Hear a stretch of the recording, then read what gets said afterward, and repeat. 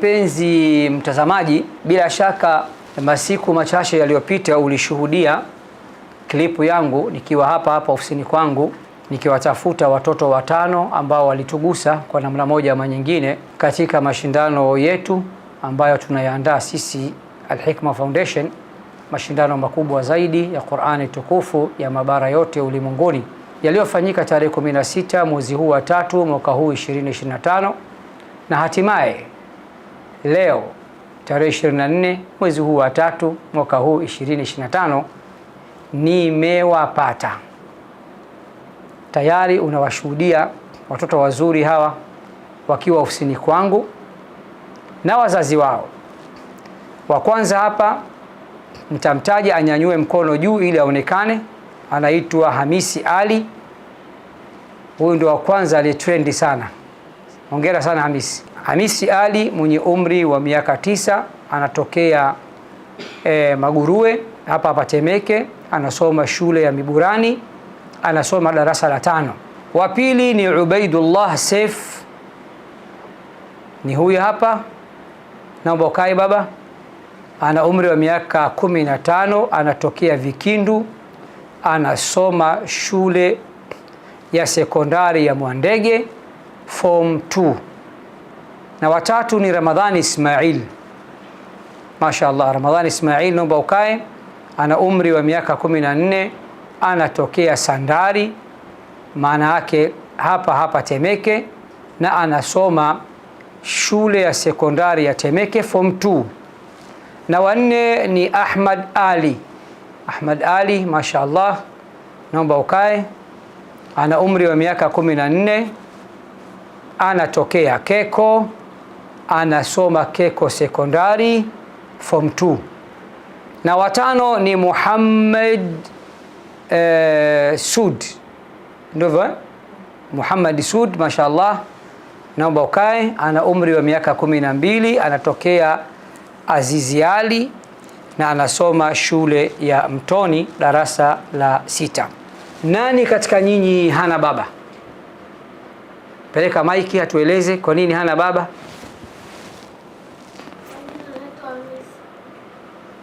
Hamisi Ali, umri wako? Baba yuko wapi? Amefariki. Ushawahi kumwona? Hujawahi kumwona? Mko wangapi? Mko 6. Wewe wangapi kuzaliwa? Watatu. Kwa nini wewe ulikuwa na roho pale?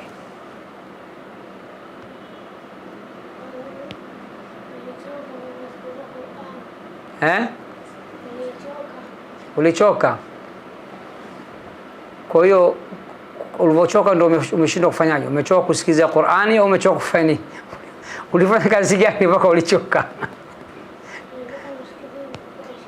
Ulikuwa? Ulikesha msikitini usiku ule. Unafunga siku ile ulifunga? Ala. Kwa hiyo ukakaa pale ukachoka. Sasa usingekimbia usiroe.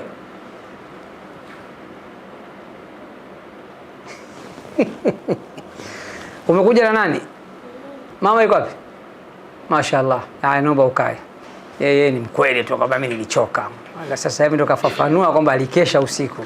Tulikuona kwenye kamera za kwenye simu yangu, ninayo hiyo video. Ulikuwa ukiroa na wewe bwana. Kitu gani kilichokupelekea umeshindwa kukimbia? Watu wazima walikimbia. Si unajua sisi wa Tanzania tunaogopa mvua, tuogopi foleni wala bodaboda wala magari. Lakini tunaogopa mvua. Wewe mbona kuogopa mvua? Kuna mtu alikuwa anasoma Qur'ani vizuri. Yaani alinipendezesha aliposoma. Aha. Wakati mvua inashuka, katika wale washiriki ambaye alikuwa akisoma, kile kisomo kimekufanya wewe ukashindwa kuondoka. Kimekuvutia. Allahu Akbar. Unamkumbuka alikuwa ni wa bara lipi? Mkumbuka. Nani? Mlibia. Mlibia. Mashaallah. Mlibia kamfanya mwanetu agande pale aroe, mashaallah. Hongera sana. Asante Ubaidullah. Umekuja na nani? Na baba. Baba yuko wapi? Yeah. Mashaallah. Hongera sana. Mashaallah. Haya, naomba mpe Ramadhani. Ramadhan Ismail kutoka Sandari. Wewe kitu gani kilichokufanya hukuogopa mvua wakati watu wazima waliogopa mvua baadhi yao walikimbia? Mimi bana, nafsi yangu ilikuwa na sita kutoka pale. Ilikuwa na sita kutoka. Kwa nini? Ulikuwa unaona dhambi kutoka pale, vibaya kutoka kuacha kusikiza Qur'ani au? Maanake mimi nilikuja kwa sababu ya mambo ya Mungu, na ile mvua ni neema ya Allah. Allahu Akbar. Kwa hiyo mimi kama bora tu nipate kote mara mbili. Upate zote mara mbili. Pate neema ya Qur'ani na neema ya mvua. Hongera sana mwanangu. Umekuja na nani? Na baba. Baba, mashaallah. Babake hongera sana bana, hongera sana. Mashaallah. Mwenyezi Mungu akuze watoto, afanye kwa watoto wema inshallah. Haya, Ahmed Ali. Mimi nilikuwa nasikiliza makini Qur'ani. Na mimi baadaye nilikuwa msomaji wa Qur'ani. Hakuwa nasikiliza vizuri. Hakuwa nisitoke, hakuwa nasikiliza vizuri sana. Kwa hiyo ulikuwa umeamua kuconcentrate katika masuala katika kusikiliza Qur'ani? Ndio. Ili na wewe uje kuwa baadaye msomaji wa Qur'ani? Ndio. Inshallah. Mwenyezi Mungu atakujalia wewe na wenzio wote mtakuwa wenye kuhifadhi Qur'ani inshallah. Asante. Kwa hiyo wakati unaroa pale nafsi haijakwambia bana sasa nguo zako zinaroa chapa chapa usiondoke kidogo? Hapana, hakuwa nasikiliza Qur'ani. Hakuwa nasikiliza Qur'ani tu. Mashaallah, hongera sana. Muhammad Sud. Ndio. Niambie, wewe ndo katika wale ambao walionekana wazi kabisa kama walivyoonekana wenzako. Na kofia ulivaa siku ile? Hapana. Mimi kajua imeroa sana ukaamua kuivua. Kwa nini umekubali kuroa? Kwa sababu nilikuwa nasikiliza Qur'ani na mvua ni baraka, nikaamua nikae nisikilize Qur'ani. Allahu Akbar. Kwa sababu ulikuja kusikiliza Qur'ani na mvua ukaona sio shida, ni baraka, ukae pale uendelee kusikiliza Qur'ani. Ulijua kwamba kuna video zilikuwa zinakuchukua? Hapana. Ukujua? Ndio. Asante. Ahmed Ali. Ulijua kwamba kuna kamera zinakuchukua? Hapana. Ulikuja kujua lini? Nilijua kuonesha kwenye simu. Kuonesha kwenye simu baadaye? Ndio. Haya, asante. Ramadhani, ulijua kwamba kuna TV zinawachukua? Hapana, sikujua. Ukuja kujua lini? Ijumaa niliporudi shule. Siku ya Ijumaa ndio kujua. Ya wiki inayofuata maana yake. Iliyopita. Ulijuaje kama unatafutwa? Baba alinionyesha kwenye simu. Baba alikuonyesha, mashaallah. Ukachukuliaje? Nilifurahi. Mfurahi, safi sana. Ni kweli, lazima ufurahi. Haya, naomba mpe mwingine, Ubaidullah. Ni ngumu najua kujua kama nachukuliwa kwa sababu niko kwenye viti na TV zilikuwa katikati ya uwanja. Lakini ndio watu wa kamera hawa wanapenda kuvutavuta watu. Wewe ulikuja kujua lini kama ukumbe ulichukuliwa, video zako zilisambaa? Ijumaa. Ijumaa, mashaallah. Allahu Akbar. Ulijua kupitia nani? Baba. Baba mwenyewe ndio akakuonyesha? Hongera sana. Haya, nipe huyo swaiba wangu, huyu mzee wa kuchoka, huyu mzee wa kukesha. Hamisi, wewe ulijua lini kama umeonekana kwenye video unaroa kwenye mashindano ya Qur'ani? Ulijua lini? Jumatatu. Jumatatu, siku ya pili tu. Wewe ndio ulikuwa kwanza kutrend, yani wewe ndio habari zako zilisambaa. Ulijuaje kwamba unatafutwa au labda umeonekana kwenye TV na uliona kupitia simu ya nani? Ya dada. Ya dada. Akasemaje dada? Ninavyoonyeshwa akanionyesha. Akakuonyesha? Ulivyojiona? Nikafurahi. Ukafurahi? Mashaallah, hongera sana. Wazazi, hawa watoto wote wanasoma, sawa? Ni yupi ambaye ana changamoto ya ada katika shule? Mimi kwa jina naitwa Ismaili Mlisho, mzazi wa Ramadhani. Mimi changamoto yangu, huyu mtoto ninayo mimi pale kwenye nyumba ya familia. Nilipata changamoto ya malazi, neema malazi tuseme. Nani mtoto au wewe mwenyewe? Mimi mwenyewe. Pole sana. Kwa hiyo alikuwa anasoma chuo pale kwa gharama ada 5,000 kwa mwezi. Sasa niliumwa miaka miwili. Nikanadaiwa mpaka nimfika 70 au laki kitu kama hicho, mpaka nikaona hata aibu kwa sababu nilikuwa mwili mzima nimeparalyze. Pole sana. Kwa hiyo ndani ya mwaka huu ndo kidogo nimepata unafuu, nimepata kazi ya ulinzi kule ambao naenda narudi. Kwa hiyo amesemama kwenda chuo huyu anasoma tu masomo haya ya dunia, lakini ya hera kusema kweli bado, kwa sababu kipato changu hakijakizi. Hapa inaonyesha anasoma Temeke Secondary form 2. Kwa hiyo shule imemshinda. Shule ile haina gharama, ila chuo kwenye madrasa. Kwa sababu pale nadaiwa hela na mimi kipato changu pale kwa mwezi 1,500. Kwa hiyo ukiangalia kula mimi nenda nipange, kwa sababu nalala msikitini pale, bado sijatafuta chumba. Mamake yuko wapi? Mamake tulitengana kwenye maradhi yangu haya. Nilivyoumwa na yeye alindai talaka, kwa hiyo tukatengana hapo. Na yeye anakaa wapi Ramadhani? Ramadhani naishi naye kule. Yeye yupo nyumbani. Sasa wewe unalala msikitini, yeye analala wapi? Nyumbani, kwenye nyumba ya familia. Nyumba ya familia. Kwa hiyo upande wa shule hana changamoto, anasoma sekondari ya serikali. Hadaiwi chochote. Yaani pale hela tu nampa 1,500. Yaani matumizi ya shule yanajulikana. Changamoto kubwa amekwama kusoma madrasa, umeshindwa kulipa 5,000 kila mwezi. Kila mwezi. Sawa. Mimi na rai moja, kama itakupendeza, Sandari Temeke hii. Kwa nini huyu asije kusoma hapa Al-Hikma? Mimi nikamsomesha Qur'ani hapa na dini, akitoka shule aje asome hapa bure. Nashukuru kwa hilo. Umeridhika na hilo? Nimeridhika na hilo. Asante sana. Nakushukuru sana. Na kuhitaji Ramadhani ujiunge na madrasa ya Al-Hikma baada ya sikukuu, uhifadhi hapa ili ile Qur'ani ndio kufanya ukaroa pale. Baada ya miaka kadhaa wewe ndio mwakilishi wa Tanzania pale uwanjani inshallah. Unaonaje mwanangu? Sawa Haya. Nashukuru. Naomba ukae Ramadhani. Babaka Ramadhani, ukiacha hilo, pamoja na kwamba mimi nimesema leo lazima niwape sikukuu watoto wazuri hawa, upande wa shule nashukuru umekuwa mwazi kwamba anasoma sekondari ya serikali, hakuna changamoto pale. Ni maana yake ni jitihada za Mama Samia hizo. Sawa. Na wewe pia nashukuru kukuona kwanza ni mzima pamoja na changamoto ulizopitia, lakini kama upo mpaka leo hapa umepanda kwenye ngazi hizi, ni Allah ashukuriwe kwa kweli, na Allah kuzidishie afya zaidi inshallah. Haya. Kwa hiyo hapa moja, upande wa elimu Ramadhani tumekubaliana kutatua hivyo. Unaingia saa ngapi shule? Saa 12 asubuhi. Mpaka saa 11 jioni. Mpaka saa 11 jioni. Sasa kile chuo chako ulikuwa unasoma muda gani wewe? Mpaka saa 11 mpaka unafika nyumbani magharibi hiyo. Nilikuwa naenda tu yaani kule tulikuwa tunatoka saa 1 usiku. Unasoma chuo cha usiku? Saa 1. Unaonaje tukurudishe katika chuo chako kile chuo tunakulipia ada kila mwezi shilingi 5,500 au tukulete hapa Al-Hikma usome hapa? Vile unavyotaka, wala usiogope. Hata kule nyumbani. Kule nyumbani. Lakini sio baadaye nikakulipia alafu unapiga chenga baba yuko kazini usomi nini?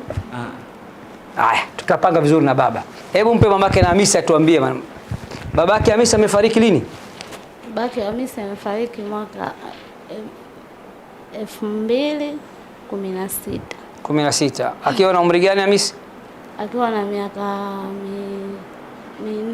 4. Niliona moja za video anasema hakuwahi kujua kama babake amefariki. Yeye anajua babake hayupo tu. Kweli, kwa sababu alikuwa mdogo na sijamwambia. Kwa hiyo tukio hili limemfanya ajue kama baba amefariki. Ndio. Hamisi ana changamoto gani? Hamisi changamoto za kawaida tu, kipindi cha likizo, shule, uniform ni za kawaida tu. Shule ndio anasoma serikali, sio? Ndio. Maana yake hakuna ada pale? Hakuna ada. Madrasa? Anasoma Masjid Momba.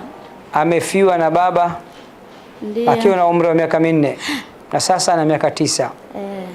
Anasoma shule ya Miburani. Anasoma Miburani darasa la 5. Ndio. Ana changamoto ya ada? Changamoto ya ada hamna, kwa sababu ile ni shule ya serikali. Shule ya serikali. Ana changamoto ya nini na nini? Uniform si na nini? Uniform na nini? Madaftari, begi, viatu vya shule. Sawa. Sasa hivi anavyo? Sasa hivi anavyo, nilimnunulia. Ulimnunulia? Kwa hiyo ndo begi ana sijanunua. Begi tutampatia begi inshallah. Inshallah. Lipi lingine na changamoto gani lingine? Changamoto zingine hamna. Upande wa madrasa anasoma shule madrasa gani? Masjid Momba bana. Masjid Momba. Hadaiwi? Hadaiwi.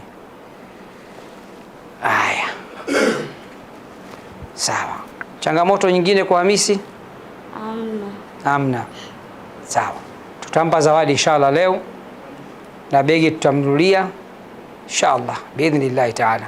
Naam, Bedu alhamdulillah hana changamoto kubwa kwa sababu mzazi kama mzazi nipo alhamdulillah, na mimi mwenyewe ni mwalimu wa madrasa mashaallah.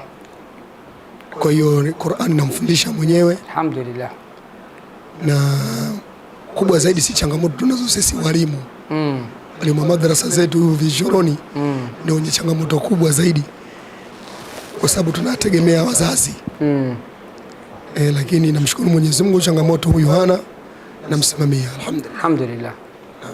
Alhamdulillah. Madrasa iko Vikindu? Madrasa iko Vikindu njia Kazore. Naam. Madrasa ya vyumba vingapi? Ile madrasa ina vyumba viwili. Kwa sababu kwenye madrasa kuna msikiti na hapo ni imamu vile. Okay. Naam. Mashaallah, tabarakallah. Ni msikiti ambao wamejenga ni wa taasisi Dhinuraini. Okay. Naam. Hongera sana kwanza kwa hilo. Shukrani. Na inshallah Allah akitujalia siku moja tutakuja kutembelea madrasani kwako inshallah. Karibu. Tuje kuona inshallah kama tukihitaji misaada midogo midogo hivi, kuna misahafu na nini, tutaangalia tutasaidiana vipi inshallah. Shukrani. Asante sana. Mama yake na Ahmed Ali kutoka Keko. Haya mama, kwanza cha kwanza babake Ahmed Ali kwa?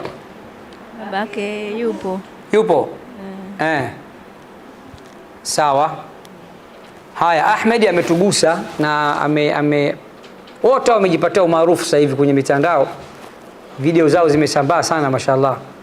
Na huko nje huko Ulaya, Arabuni, watu wananipiga simu nasema sisi hatuna watoto kama hao bwana. Watoto sasa hivi dini kwa Afrika bwana. Yaani wa Afrika nyinyi wanatupongeza kwa mlichokifanya. Watu wa Kiarabu na wa Kizungu huko mpango huo hana sasa hivi. Wengi wao, sio wote. Haya mamangu, niambie, Ahmed Ali anasoma sekondari ya serikali ya Keko form 2. Ana changamoto zipi? Changamoto hana, ni za kawaida tu alizonazo. Sawa.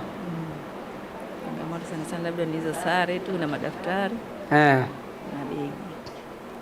Sare anayo ya shule? Ndio hivyo, anayo moja moja kwa sababu anaambiwa watakiwa na sare mbili. Sawa. Madaftari? Na madaftari ndio anakuwa yako nusu, mengine anaandikia ya msomi. Anasoma madrasa? Madrasa kwa sasa hivi kweli wamesimama kwa sababu anatoka ni saa 1. Na wakija saa 1 kwa sababu wao washatoka darasani tena hawaingii kwa sababu mwezi wa Ramadhani. Sawa, mimi ombi langu Qur'an tusiache. Kwa sababu mtoto kila sasa hivi kwa form 2, mwakani atakuwa form 3, akiingia form 4, yani akikaa miaka mitatu bila kusoma Qur'ani, akimaliza sekondari huyu atajiona kishakuwa mkubwa, kurudi kusoma madrasa atakuwa vigumu sana.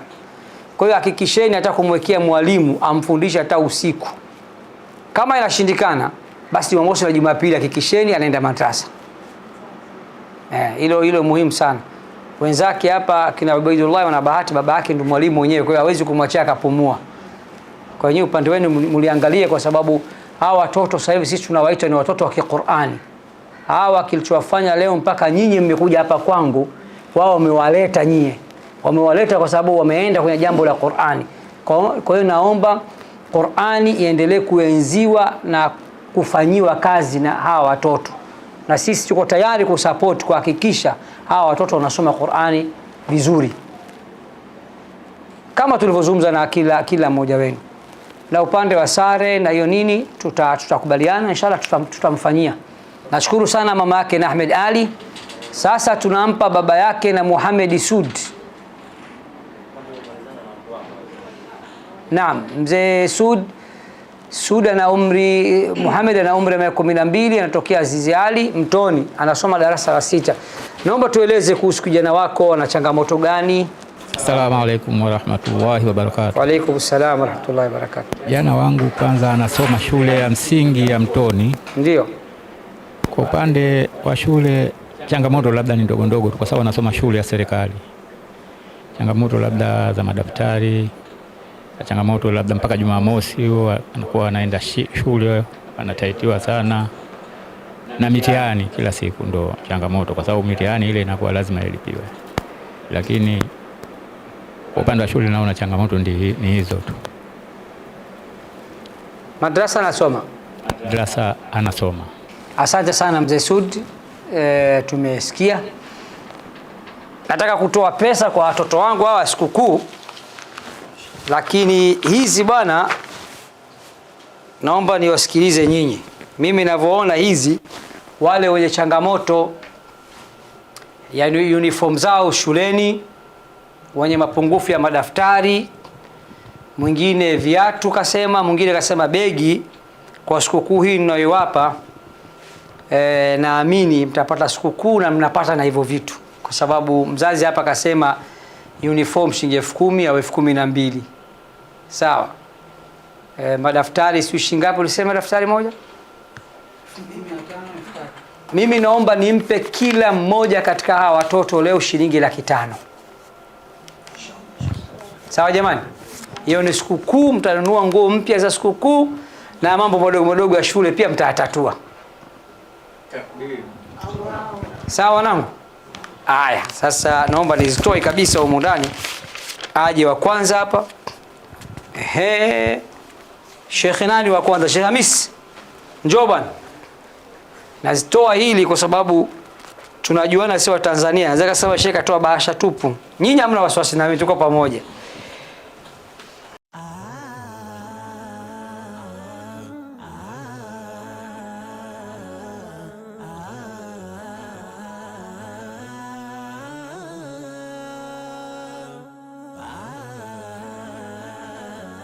Arobaini na tisa, 50. Sasa 10,000 mara 50 ngapi?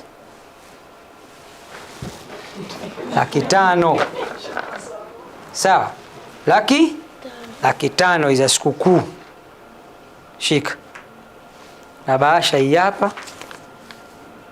Mama kwa kununulia sikukuu, sawa Na hiyo begi na vitu vingine vidogo vidogo vya skuli pia atakupatia, sawa? Anayefuata Ubaidullah Saif. Ubaidullah Saif, wewe mkubwa, najua unajua kuhesabu hela wewe. Hebu tuhesabie wewe mwenyewe tuone hapa. Hebu zihesabu hapa.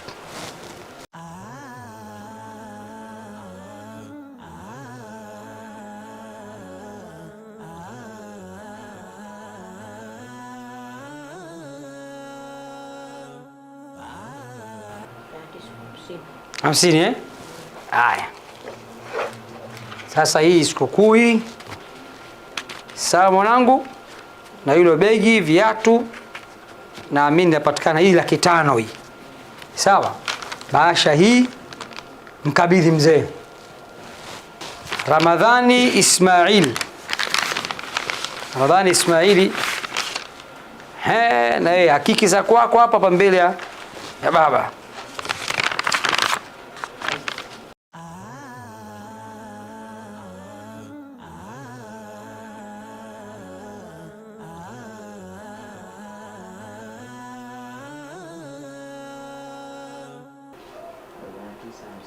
Haya, 500,000 hizi naomba uzipokee.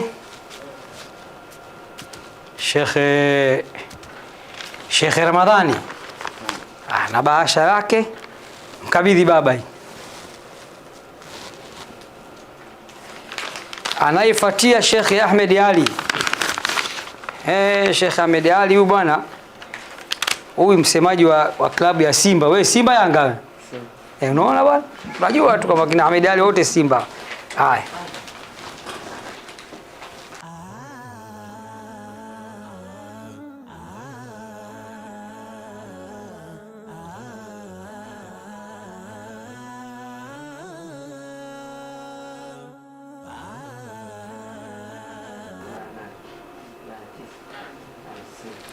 Sheikh Ahmed Ali, hiyo ni sikukuu.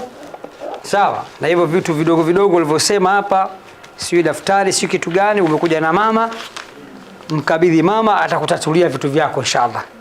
Haya. Anaifuata Sheikh Muhammad Sud. Sheikh Muhammad Sud huyu alikuwa hana kofia siku hiyo, nimemwona mimi. Hisabu tuko darasa la 6 wewe.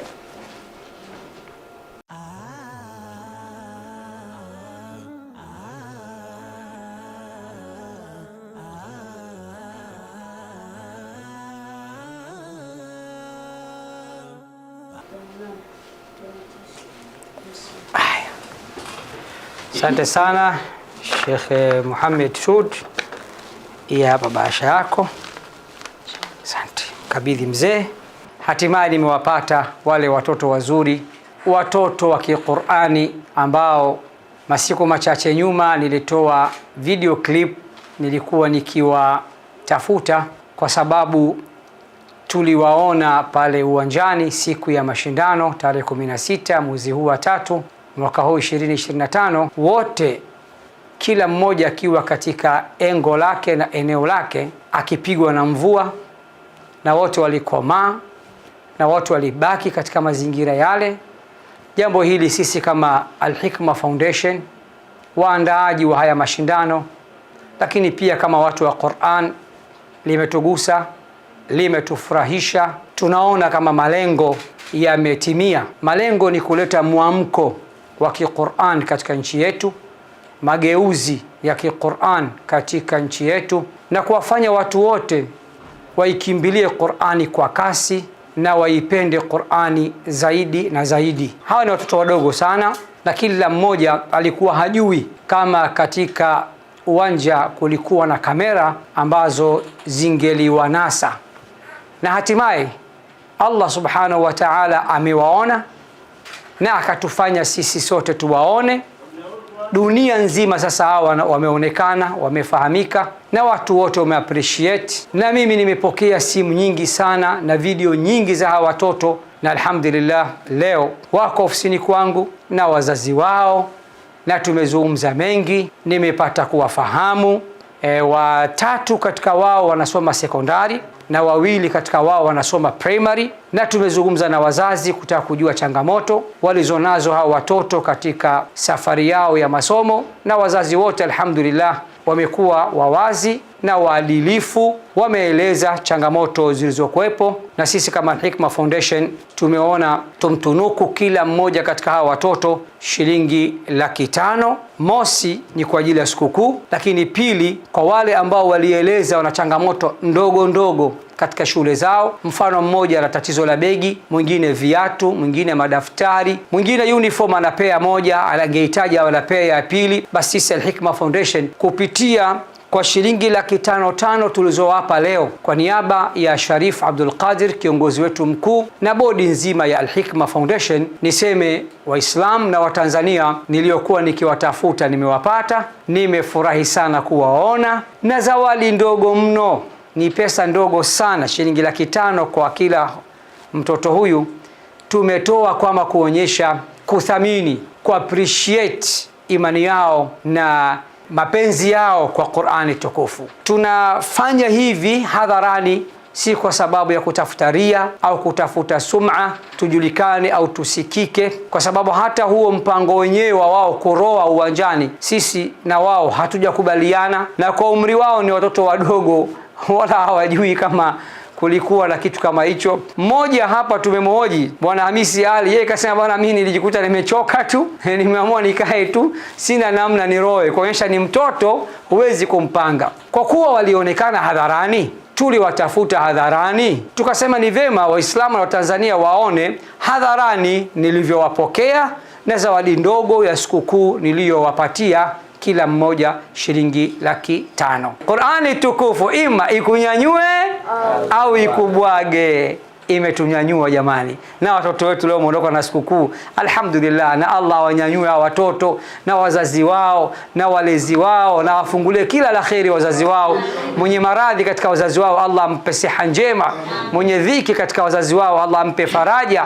Wale ambao wazazi wao wako hai Allah watunzie wazazi wao. Wale ambao wazazi wao wamefariki Allah amrahamu huyu ambaye mzazi wake amefariki. Allahumma amin. Subhana rabbika rabbil izzati amma yasifun wa salamun ala al-mursalin walhamdulillahi rabbil alamin.